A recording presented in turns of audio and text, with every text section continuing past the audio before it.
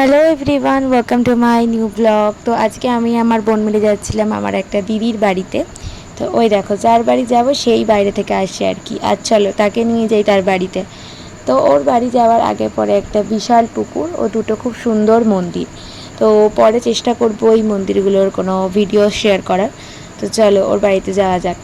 তো ওর বাড়িতে গিয়ে বেল টিপতে বড় মা দরজা খোলে। বড় মার সাথে বহুদিন বাদে দেখা হলো, দেখে খুব ভালো লাগলো। তো তারপরে ওর বাড়িতে গিয়ে বসতে না বসতে ও আমাদের জন্য নিয়ে আসে মাজা। আর মাজা খেতে খেতে আমরা গল্প করতে শুরু করি আর কি। আর আমাদের গল্পের তো শেষ হয় না, কারণ অনেক দিন বাদে আমাদের দেখা হয়েছিল।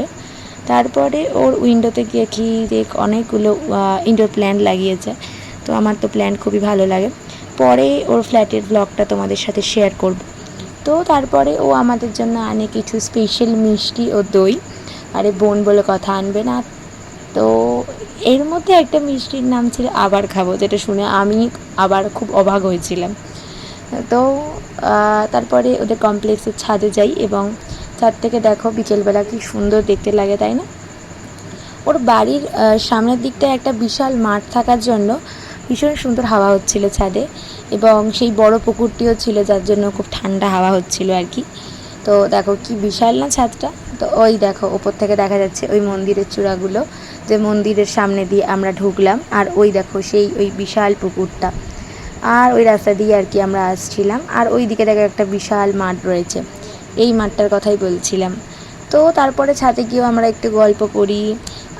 অনেক দিনের দেখা না হওয়ার জন্য অনেক গল্প হয়। আমরা আসলে ছোটোবেলা থেকে একসাথে বড় হয়েছি, তো অনেক গল্প থাকে আমাদের।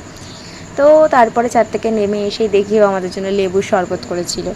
তো সেটা খাওয়ার পর দেখি দাদা আমাদের জন্য স্পেশাল কিছু সিঙ্গারা নিয়ে আসে। তো এত কিছু খাওয়া দাওয়া করে অ্যাটলিস্ট আমরা বেরিয়ে পড়ি। এবং বাড়ি ফিরবো কি, বাড়ি ফেরার আগে দেখি যে বৃষ্টি পড়তে শুরু করেছে, আর আমি গেছিলাম ছাতা নিয়ে যেতে ভুলে। তো ফিরে এসে দেখি বৃষ্টি শুরু হয়ে গেছে। তো আজকের জন্য টাটা, দেখা হচ্ছে নেক্সট ব্লগে।